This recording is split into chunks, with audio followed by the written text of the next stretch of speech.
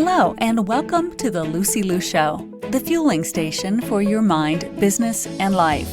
And now, here's your host, Lucy Liu. Hello, beautiful souls. Today is an exciting day because it is March 11th, and that means it's book launch day. You can head over to Amazon and search for The Rising Sisterhood. Come rise with us. This book is a compilation of essays from 16 women who decided to rise, overcome their struggles, and cultivate a life of impact. It is our hope that you will see something of yourself in these struggles and be inspired to take action so that you too can rise. I have been very honored to be one of the co-authors in this book. And today on the show, I have our leader from this project, founder of the Rising Sisterhood, Amy Edge, on the show. Amy Edge is an impact-driven entrepreneur. She is an operations and project management expert for visionaries and change makers in the online space. Her strategic partnerships increases profits, empowers their teams, scale their businesses with complete ease and without frustration. So if you don't yet have an operations manager in your business, let's talk to her today about what exactly that is. Thank you for being on the show, Amy. Hi, Lucy. Thanks so much for having me on your show today. So what exactly does a project manager or operations manager like yourself do for a business?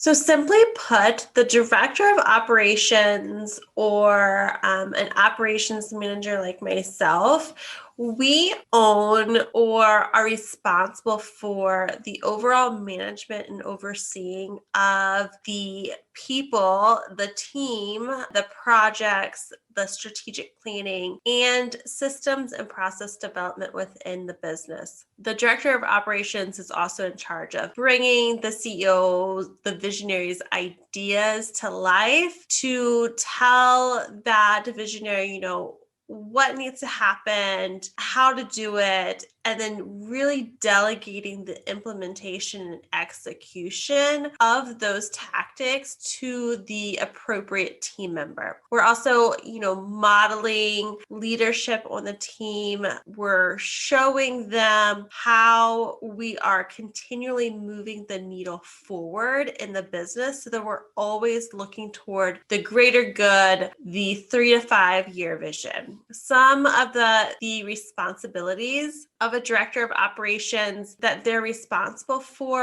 are working through issues with efficiencies or process, overall operation, working with the hiring of new team members, the onboarding process, the recruiting, those conducting interviews, also the offboarding of potential team members as well, building those organizational charts, building up projects in the PM system, milestones, tasks, and really serving on the leadership team of the company to create a business that is healthy, that is functional, that is cohesive, and really just being a resource to all of the team members and the go-to person so that the visionary, the CEO, can truly sit in that seat and have the ability to focus on their zone of genius. One of the buzzwords in online business right now is the idea of scaling. I love how on one of your blog posts you mentioned scaling is growth, but growth is not scaling. What's the basic difference between growth and scaling? Super true. One of the buzzwords right now is scaling. We see it everywhere. Facebook ads, Pinterest, we hear it in podcasts, their topics of courses. There is a difference between growth and scaling, and we have to kind of remember this difference because even though it seems like scaling is what we want to do in the long term, it's not always an option for where a business is currently sitting. There may not be operational processes or foundations in place that are going to allow you to scale in the way that you are envisioning other companies or influencers or industry leaders scaling. And really truly, you're not going to be able to scale your own business unless you're utilizing human capital. And that's really the only time you're going to be able to do that is by harnessing that power. And when I say like human capital, what I mean is talent, growing your team members, removing yourself from the day-to-day operations of your business. And that is specifically where someone like myself truly comes in and is giving you the space to scale. But we have to also understand what is this idea of scaling. So if we are defining these pieces, growing equals more resources and more revenue in your business at an equal rate, where scaling is more income at a faster rate than your costs. So scaling is growth, but growth is not scaling. Scaling should not equal, necessarily equal a massive team, having 7-figure launches, hustling every day, increasing those costs that are proportional to growth. Scaling truly is revenue that is increasing at a faster rate than when you increase your costs or your expenses. Scaling is hiring strategically and intentionally, and means that as the CEO, you are truly the visionary. You are stepping out of those day-to-day operations. You are looking long-term and not in the day-to-day nitty-gritty pieces of your business. What do you think is the most important foundation for a business in order to scale? So in order for your business to scale, I think the biggest and most important foundation piece is that it's imperative that before you begin to create this business scaling strategy, you go back and look at the basics, revisit or revitalize your company's mission, their vision, the core value statements. Are all of these things that we probably did a year, maybe longer, are they still aligned? And are they still aligned with where we are right now?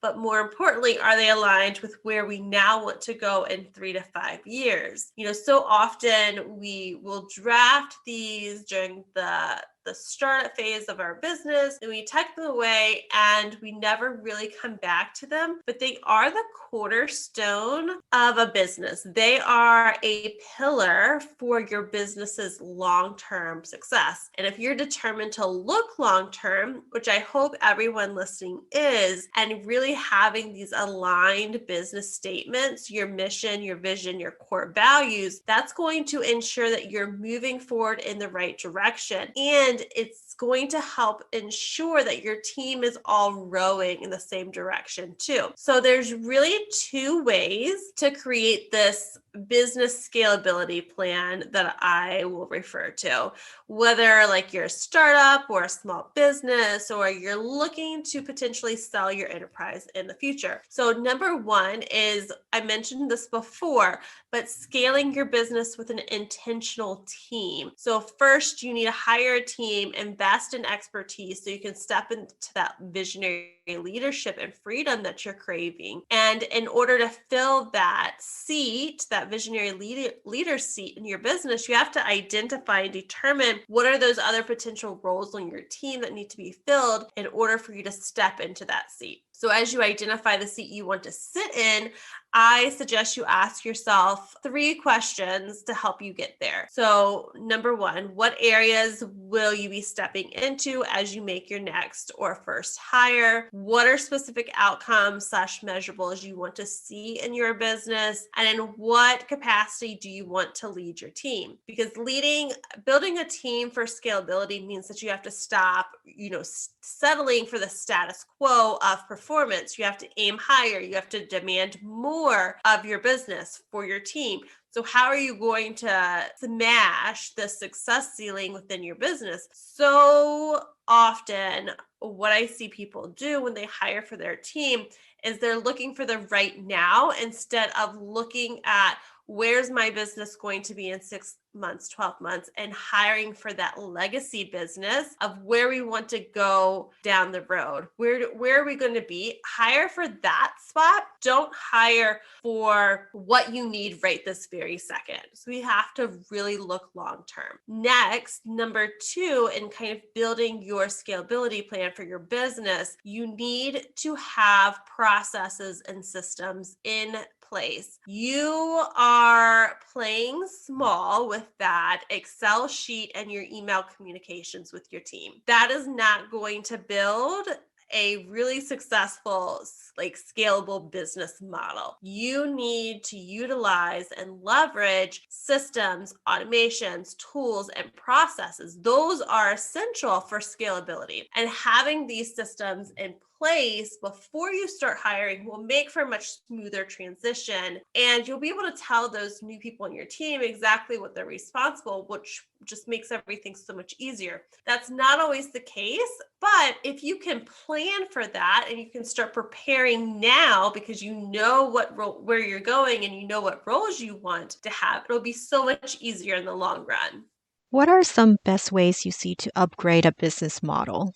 So there's definitely different ways that we can upgrade a current business model. There's only so much time that we have in our day, and there's only so much time we can put into, a one-to-one coaching model. And we have to not always necessarily think, I need to go into this course model. I need to do this, build a course or sell this membership. That's not always the number one way that you can scale a business or increase your profit margin. Don't get sucked into this course model trap, because it's just so frequently touted in our online space and with gurus. Scaling a service-based business, for instance, is definitely doable. You just kind of have to tweak a few tactics, but again, you're probably going to really leverage human talent in this sort of scalability program for upgrading your business model. So for instance, if you currently have a one-on-one program, you can use talent, team members, by hiring other coaches who you train in your particular framework and methodology to coach your clients through that program. And then you are just leading and touching in with these additional clients as they come in on some other sort of regular touch base model. So you're still there, but you're not actually having to meet each of your clients weekly to coach them through it, because you already have hired other coaches who are trained in your framework to give that support. So you could definitely also switch to a VIP day model. The price point is often much higher and requires a lot less prep work, and the support afterward is much less. You could switch over to Voxer only coaching. This has really worked well for one of my other clients. Basically, they have a package where a client can hire them for a day or another sort of time period, and they just get coaching about a specific topic through Voxer. You could also build an agency. You can hire experts in their field to take care of your clients for you. Just making sure that you do have some sort of project manager on that team to manage the team so that you're not stuck in the day-to-day operations or reviewing projects or deliverables or anything in that sort of way. So those are just some examples of how we could potentially upgrade your current business model. So when is a business ready for team members? So pretty much I would say from day one, a business could be ready for a team member. If you have a process or a tactic that is reoccurring in your business that you could definitely use support in, you could hire a team member. If you feel like you are throwing spaghetti on the wall or just spending too much time on an area of your business and maybe you're not an expert or not even competent in that area, you could definitely hire a team member in your business to own that specific function. In your opinion, when should a business owner hire an operation manager and why? So I don't think all businesses need to jump straight to a director of operations or even an operations manager in their own business. If you have a team of at least 3, you could potentially need a director of operations. For example, most of my clients are 6 and 7 figure visionary women entrepreneurs, and they are typically coaches, consultants, purpose-driven service providers that are building organizations, and they're really laser focused on that goal. And so they have teams that have multiple layers, multiple departments. And so it's really essential that there is one single person sitting in this director of ops role so that they can grow to higher levels and they can have that strategic partner alongside of them. So you can kind of assess if you're ready to have a director of operations by having a team of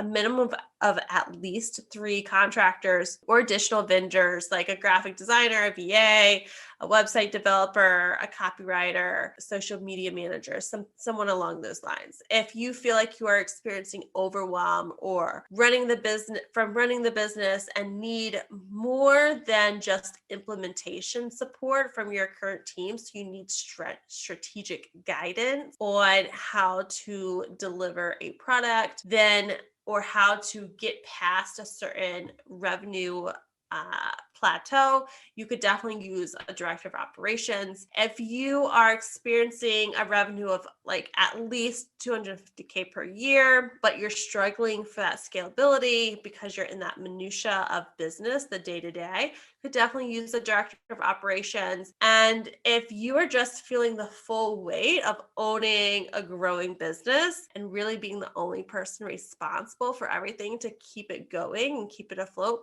it's probably definitely time for you to reach out and see if a director of operations could be a good fit for you. It's been such an honor to be part of the Rising Sisterhood book. And as a leader, tell us why you started the Rising Sisterhood movement. So yes, I definitely want to chat about the Rising Sisterhood movement, which I am super excited about. So I'm going to try and tell the story as concisely and quickly as possible.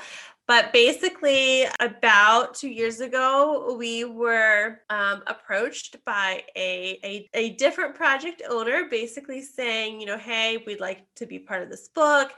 All of these things. We thought the project was going to go off as a hedge. I wrote my chapter, the very first draft of the chapter, sent it in, and then after some time just kind of was ghosted. And at that time, I just kind of felt like, this is probably a good idea that it didn't get off the ground because I don't know if I was ready for that. Maybe it's not the good time. Maybe I'm not the right person. Maybe it's, I don't know. I just felt like at that time, it was probably not the best moment for me to really be vulnerable in telling my story. And then I just kind of spiraled into this idea that it was just because I wasn't good enough, even though all of this had nothing to do with me specifically, that I was just internalizing that. So since then, it kind of felt like there was this internal nag, and I just kept hearing it. Like I really wanted to do it, and then it just didn't happen. So I think I just kind of felt like this tugging, or I can like relate it to, when you feel like you need to do something or you forgot to do something, but you can't remember what it was. That's pretty much what it felt like. And so it always felt like this faint calling, this whisper. And I just figured, since it didn't happen, it didn't happen. And I would push down the idea because it didn't feel like it was something that I could own myself. Although in the back of my head, I always knew like I had this larger purpose that I was not currently living up to. I had this calling that I just wasn't taking hold of because all of my life, I have always just played small, way too small than I ever should have. And eventually I was driving home from on a road trip and literally heard like this screaming in my head saying, this is something you need to to do. Like this book, this mission, this vision that you've kind of been playing with in your head, it needs to come to fruition, and you're the person that needs to do it. Because I had always thought, like, wouldn't it be like this great idea if we could create a space for remarkable women to share their stories, to have other women see that they're not alone, to provide that platform in a book form, in a community form, so that we can really harness the power of all of our shared circumstances, and as a community just honor those and empower each other and celebrate when we've overcome adversities or whatever it might be. I knew that it was needed because I myself needed it. And that light bulb just kind of went off, that proverbial light bulb, that screaming in my head. And I knew that that was the turning point. I knew that I needed to engineer this movement to show my daughter, to show other women who are feeling stuck, who are feeling afraid, who feel like they don't matter, who feel like they are just way too small and insignificant, to share their stories. Because I felt insignificant. My story felt insignificant. And I really took this idea and reached out to all of the previous authors that I knew of, and all of came up with some additional new authors. And I just dug into the idea that this is what I was being called to do. And even though I had no idea how I was going to do it, I knew that I just had to take imperfect action and move past this intersection of where I was sitting, which was like brazen ambition and self-doubt.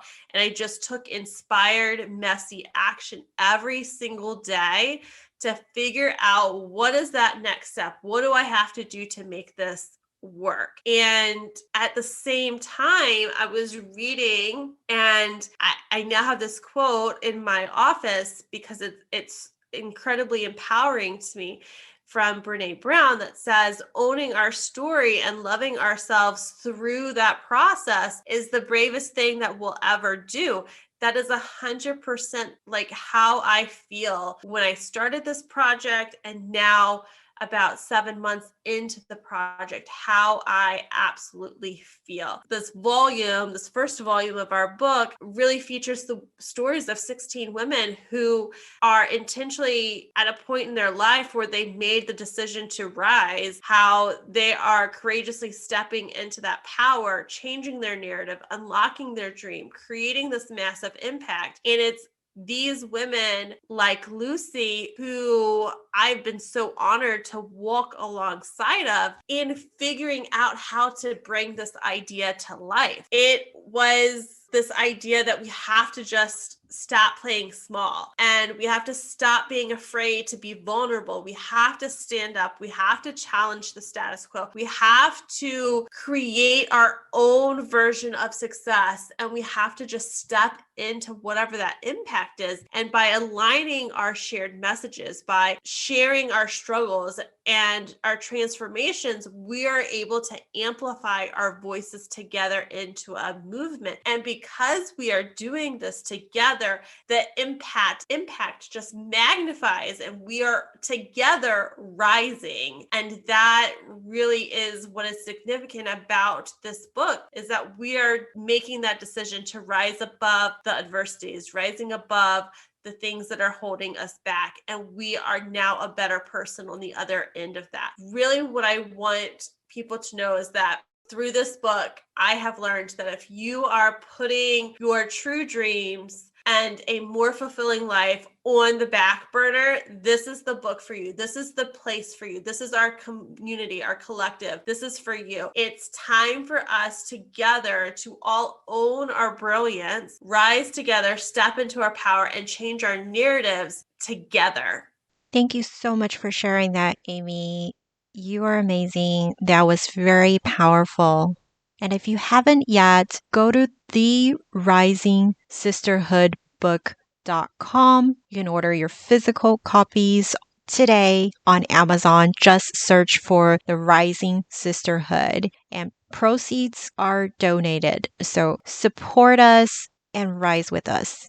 If you need help with operating your business, go to amyedge.com. Thanks so much for having me, Lucy. It's been great. To all the beautiful souls listening, thank you for joining me on this episode of The Lucy Liu Show. When I'm not podcasting, I am coaching high-achieving women in life transitions, getting unstuck, kissing overwhelm goodbye, and living a more joyful and fulfilled life through strategic goal setting and mindset transformation. It would mean the world to me if you subscribe, rate, or share this with a friend. And don't forget to join me for the next episode. Remember, there is always a way, and more blessings are coming your way. For free resources and show notes, head over to lucylucoaching.com.